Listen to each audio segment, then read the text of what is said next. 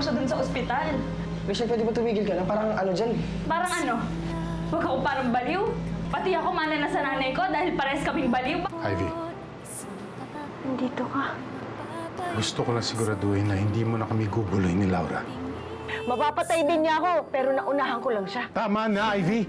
At walang kamalay-malay si Tita Ivy na dahil dyan sa kapalpakan niya, nakukuha ko na ang posisyon niya sa kumpanya. Magiging reyna na rin tayo sa kumpanya at sa pamamahay na to. Desisyon niyo po kung gusto niyo po siyang i-admit, pero she can be an outpatient at hindi na kailangan ng confinement ni Miss Ivy sa hospital. Sige, Doc. Pwede na ako lumabas. No. Keep Ivy here. Mananatili siya doon kasama yung mga luka-luka niyang kasama. Ikaw ang loka-loka, tita. Pati sarili mong kadugo, sisirain mo yung pag-iisip para lang makuha yung gusto mo? We both know na may sakit ang mami mo. Dapat lang manatili siya doon para lalo siyang gumaling.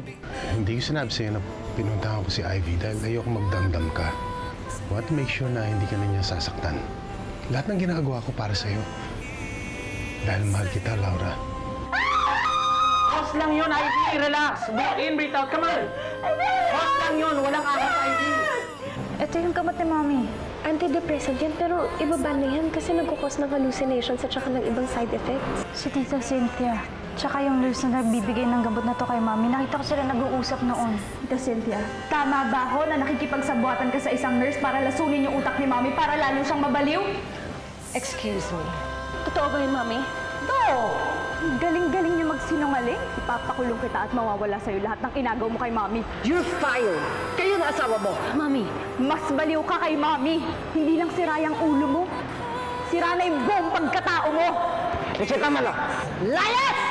Kakaiba din yung baliw na yun, ha? Nandun na nga siya nakakulong sa mental hospital. Kaya pa niyang manggulo sa inyo ni Alfred? Hindi matanggal sa isip ko na baka agawin na naman niya sa akin si Alfred eh.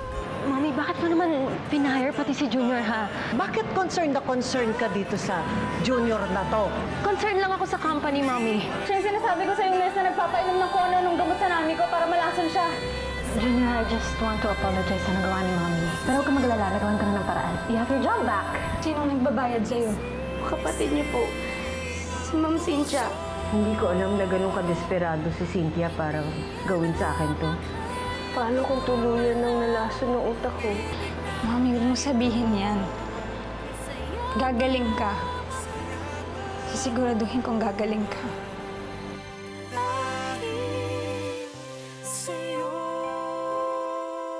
What do you mean sinumbong ako ng nurse?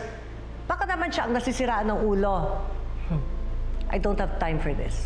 Talk to my lawyer. Bye. Mami, ano nang gagawin mo? What if demanda ka ng ospital ni Rachel, ni Tita Ivy? Wala silang proof. It's the nurse's word against mine. Malinis ako magtrabaho. Wala silang mahanapan ng butas sa akin. Kasalanan ng nurse yan. At ni Rachel. Lagi na lang nila ginugulo ang plano natin. Pero Mami, you can't stop Rachel from doing stupid things for Tita Ivy. No, I can't stop her. But I can make her go away. Anong gagawin mo? Hinahamon nila ako. Hindi ko sila uurungan. Okay lang yan. Tara.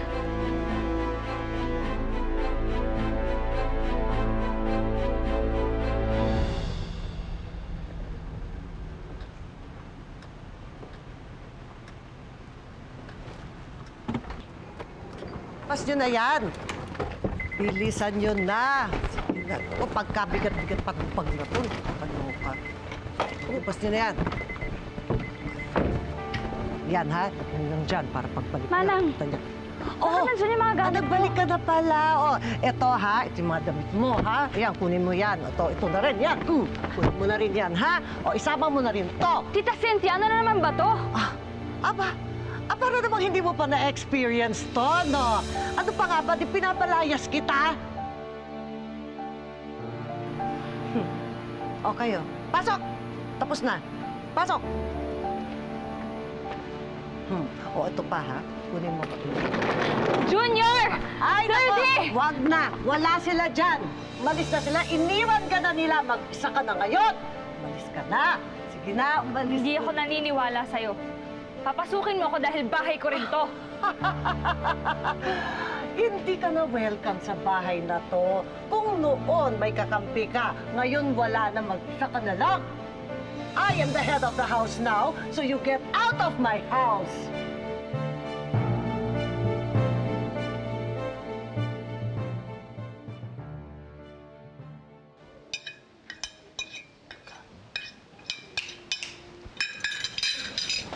Sir, kami na po dyan. Ay, sige. Opo. Chichi. Ay, kailan ba matatapos ang problema to? Apektado na kami ni Rachel.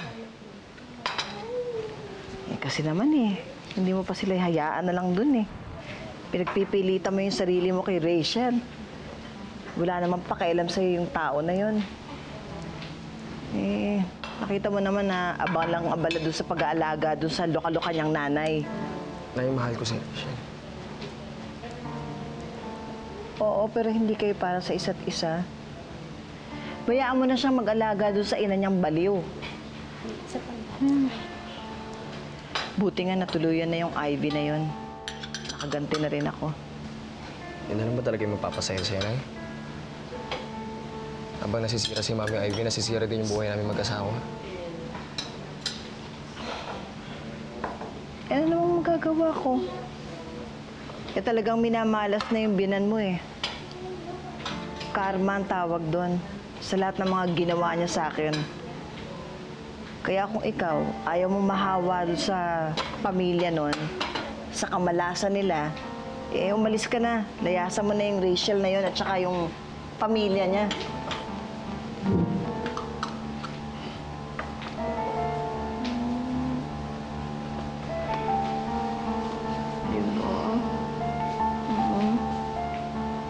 Alis na lang si Daddy doon, Ang tigas ng ulo mo. Sinabi ko lumayas ka Hindi ako aalis dito hanggat hindi ko nakikita si Junior at ang anak ko.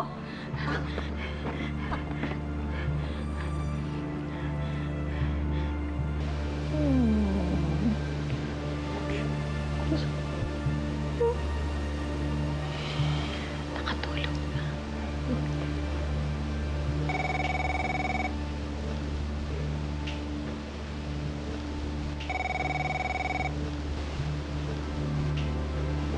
Rachel. Hello, June. Asan ba kayo ni 3D? Bakit? Ano nangyari? Pinapalayas ako ni Tita Cynthia dito sa bahay.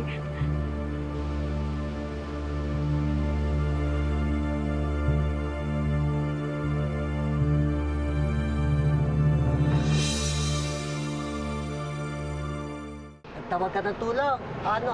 Hindi ako aalis dito. Ay, nako, hindi man. Malalayas ka sa gusto mo. Hindi.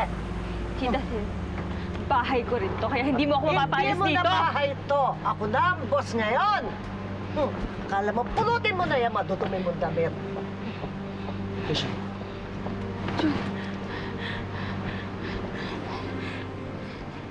Sabi ni Tita Cynthia, iniwan niya na daw ako Naiiwanan mo ba? Andito lang ako, ha? Ay, nako. O, so ano, one happy family na kayo. Okay, sabay-sabay na kayong lumayas. Pwede ba? Tita, pwede tama na? Ano naman bang ginawa sa inyo ni Rachel, ha? Ano ba nangyayari? Isa ka pa? Huwag ka nga nagmamalinis na parang wala kang alam. Imposible hindi mo alam na nilalaso ng mami mo ang mami ko. Umamin na yung nurse, huwag na kayong magsinungaling. At huwag mo sasaktan ang anak ko! Hindi sasaktan ako sa... Aalis na kami. Junior, huwag ka maniwala sa mga sinasabi ni Rachel tungkol sa akin. Hindi totoo yun. Ay, pasok na si 3D. Ay, naku, tama na. Hoy, teka! Itong basura ninyo, kunin ninyo ko! Tupay, mga damit. Yan. Kunin mo yan. Dalhin nyo yan. Layas! Layas! Layas! Hindi ka na, Phoebe.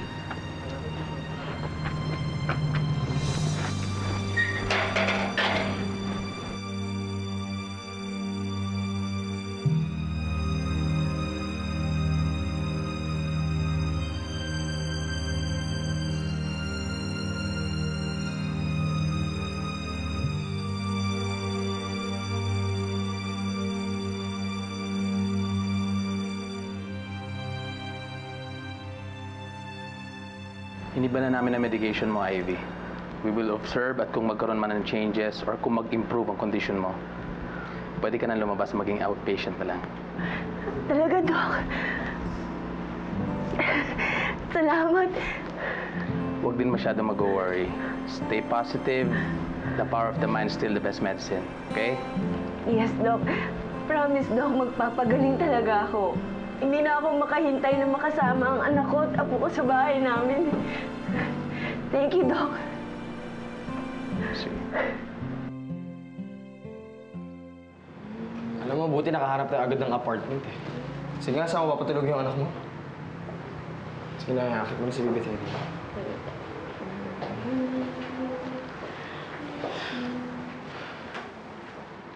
Sigurado ka pa sa nagawa ng tita mo? Baka naman di totoo yun. Jun, sa tingin mo ba gugustuhin ko siyang pagbintangan kung hindi ako sigurado? Rachel, na sa akin lang naman, nililinaw ko lang. Nagka-clarify ka ba o nang-a-accuse ka? Sa tono kasi ng pagtatanong mo, parang alam mo lahat ng nangyayari eh. Eh, lagi ka namang wala. Lagi kang wala kung kailan kita kailangan.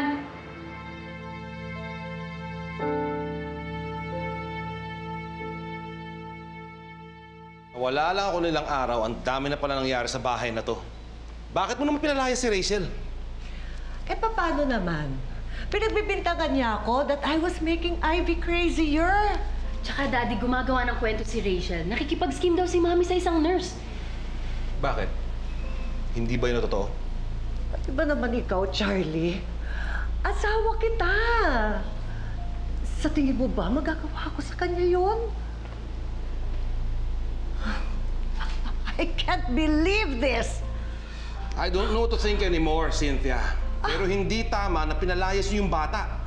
Well, hindi ko makakayanang makasama sa isang bahay ang taong walang tiwala sa akin. Hindi ko kailangan si Rachel sa buhay ko. Magsama sila ni Ivy. At kung ikaw, Charlie, wala ka ding bilib sa akin, sumama ka na lang sa kanila.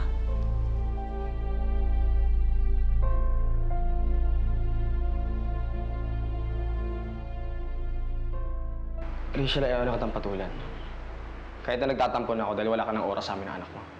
Jun, alam mo naman kung anong ginagawa ko eh. Alam mo kung anong inaayos ko, pero hindi ka kasi nakikinig. Rachel, sinusubukan ko naman, di ba? Ang sa akin lang, sana hindi mo kinawit yung tinatanong kita. Jun, hindi ko naman kasi maramdaman yung suporta mo. Kinakampihan mo ba si Tita Cynthia at si Phoebe porket parehas silang galit ng mami mo sa mami ko? Rachel, alam mo, hindi tayo makakapag-usap ng matino kung lagi kang galit. Ah, kaya hahayaan mo na lang ako? Hahayaan mo ako mag-isa? Okay, fine. Sige, sanay naman ako na mag-isa eh. Kaya ko to isolve ng mag-isa.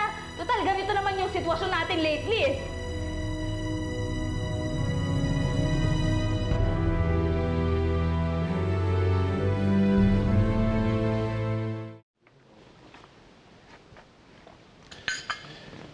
Hindi pa rin kami okay ni Laura. She's still cold towards me. Tatampo pa rin siya sa pagpunta ko kay Ivy. Pare, konting pasensya pa.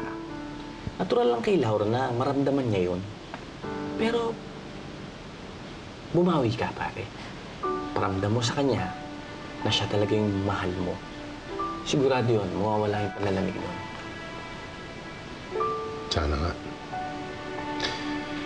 Sana hindi siya magpadala sa galit niya.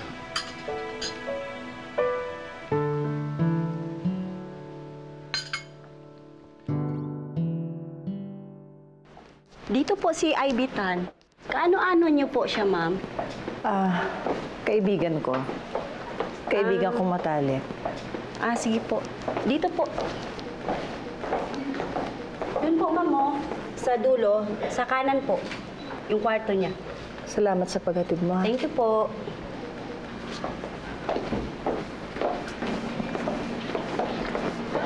Laura, sigurado ka ba sa gagawin mong to? Gusto ko lang tapusin kung anong namamagitan sa amin. Ang ibig mong sabihin, makikipagbati ka na kay Ivy? Hindi. Pero hindi na naman ako gagawa ng gulo. Gusto ko lang siguraduhin kung anong kalagayan ni Ivy. na wala na siyang ginagawang kalokohan para mapaghiwalay pa kami ni Alfred.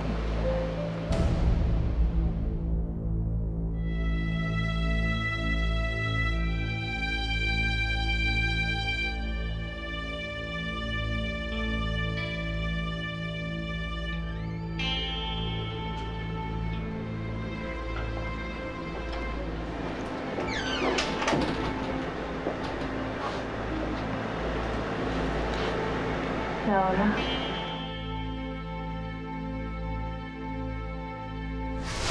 Para sa akin, espesyal tong araw na to eh. Kasi sa wakas, nakita mo na rin tong mukha ko ito. Itong mukhang ito na dating pinapangit mo, na ngayon, mas maganda pa sa'yo. Parang wala naman nagbago. Kumilos lang ng konti, pero lapnos pa rin yung pagkatao. Lumala pa nga yata. Hindi mo masisira ang araw ko. Sino naman yung lalaki nagkamali magpapakasal sa'yo? Maghintay ka lang, Ivy. At sigurado akong luluwa ang mga mata mo pag nakilala mo siya. Dahil sigurado rin ako na may maaalala ka pag nakita mo kung sino yung papakasalan ko. Sandali! Nelson! Huwag mo pakasalan yung babaeng yan! Ako ito, Nelson! Ako si Ivy! Hindi mo na kayang sirain pa ang buhay ko at hindi ko nahahayaang sirain mo ang buhay ko. Kaya umalis ka na! Nelson! Baka bigyan mo pa kami ng kahihiyan. Marunong ka rin pala makipagplastikan, ano? Pinaninindigan mo ba yan para magmukakasosyal at bumagay sa asawa mo? Sigurado siya sa sinasabi niya. Sabi na nga ba, dapat hindi ko na pinuntahan yung Ivy na yun. Nagkaroon patuloy ako ng emotional attachment sa kanya. Bakit sa kanya ka nakikisimpatya? Dapat sa akin ka maawa, Alfred. Kasi akong muntik niya ng pinatay eh. Wala ka nang awa sa akin eh. Dahil kung meron, pupuntahan yung lukalakang babaeng na.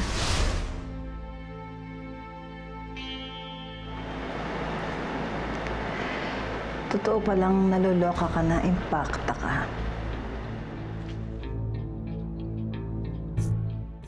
Kamusta ang pakiramdam ng isang nababaliw?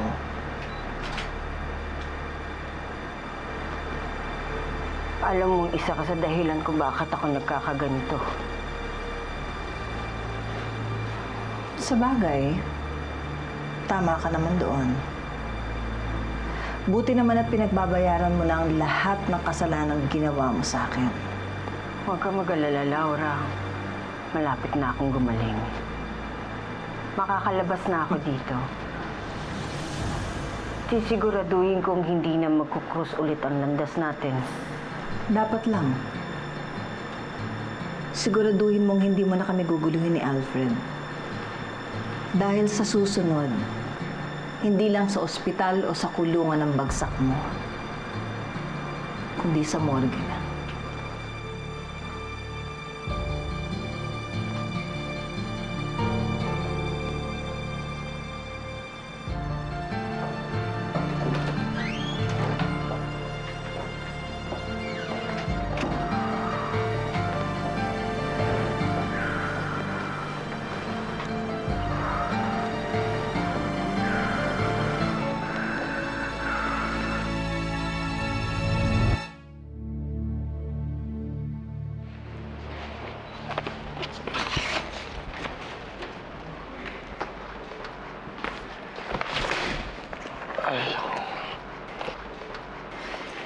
Junior, akala ko hindi ka napapasok.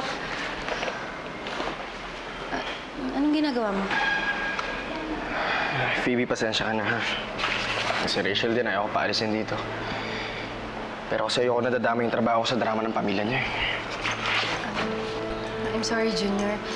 Nag-aaway na naman ba kayo ni Rachel dahil sa amin ni Mommy? Alam mo, lagi na kami nag-aaway na. Kahit nga malilit na bagay lang, di na namin napagkakasunduan. Alam mo, what you need is a break from all of this. Gusto mo ng ice cream? Treat ko. Di na. Salamat ako. Alam ko ang kailangan mo eh. You need to talk to someone about your problems. nandito ako, makikinig ako. Tsaka isipin mo na rin na pa-farewell celebration mo to sa Lucky Dragon Star. Please?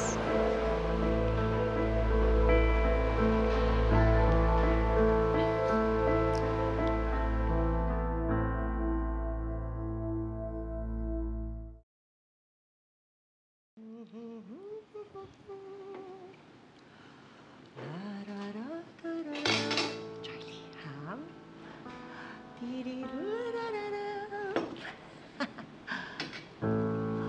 Oh, Papa!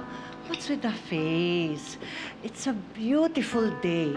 I am sharing a peaceful meal with two of my favorite men in the world. Wala nang peste dito sa bahay, thanks to me. What more can I ask for?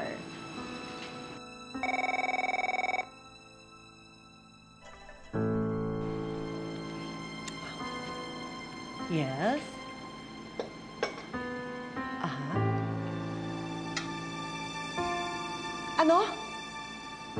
Makakalabas na si Ivy sa hospital?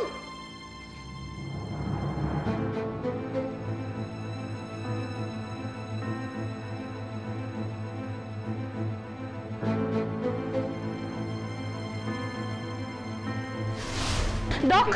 Doc! Ano po nangyayari? Ang mami mo nawawala. Kung kailangan ipatawag mag-police watch, mag-neighborhood watch, lahat na gawin nyo. Delikado ang babaeng yun. Baka kung sino ang saktan niya. I'm always here for you. Can always count on me. Kung pwede ko nga lang tanggalin ang lahat ng problema mo, I'll do it. How's Rachel? Domesticated na siya. May anak, may asawa. Tuloy yung bata? Kaso, alam mo rin pala yung tungkol sa anak nila ni Junior. Anak nila ni Junior? I don't think so. I got Rachel. Ako yung ama ng anak niya.